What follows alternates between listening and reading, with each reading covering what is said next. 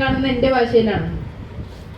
അതെ, എത്ര വലിയ പാശ്ചാത്യ സംസ്കാരത്തിലേക്ക് മതിമറന്നു പോയാലും മലയാളി ആ ഓണം എന്നൊരു ദിവസത്തിൽ തന്റെ സംസ്കാരത്തിലേക്ക് ഇഴുകിച്ചേരാറുണ്ട്.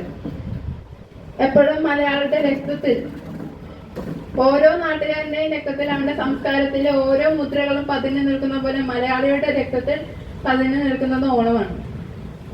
അപ്പോ എപ്പോൾ എത്ര മലയാളത്തെ മറക്കാൻ ശ്രമിച്ചാലും, തന്റെ സംസ്കാരത്തെ മറക്കാൻ ശ്രമിച്ചാലും, ഓണം എന്ന ദിവസം എത്തുമ്പോഴേക്കും അവന്റെ മനസ്സിന്റെ പരിധികൾ വിട്ടുപോകും.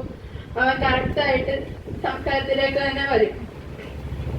ഇപ്പൊ ഓണത്തെ പരിത്യജിച്ച് കഴിയേണ്ട ഒരു സമൂഹത്തിലാണ് അവൻ ജീവിച്ചിരിക്കുന്നതെങ്കിൽ പോലും അവൻ ആ ഓണത്തിനെ നല്ലതായിട്ട് സ്മരിക്കുകയും ചെയ്യും.